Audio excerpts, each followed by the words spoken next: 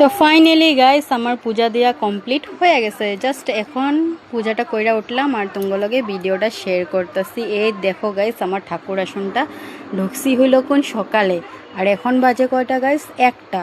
তো এই যে দেখো ঠাকুর পূজা দিতে আমার খুব ভালো লাগে, আর আমার ঠাকুর ঘর সাজাইয়া পূজা দিতে ওইটা তো আরও বেশি ভালো লাগে, এর লেগে আমার অল্প বেশি সময় লাগে।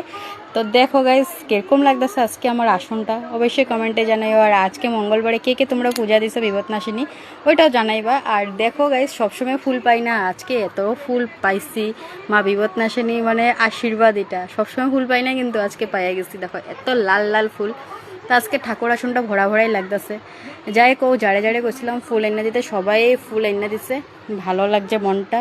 আর এখন কমপ্লিট হইলো পূজাটা, বাই বাই। আর সকালে ঢুকছি ওগুলার ভিডিও তো তুমি করি নেই, আমার শুনে করছে যদিও আমি আপলোড করতে পারিনি, জাস্ট এখন উঠছি। Bye bye. তোমরা কে কে পূজা দিছো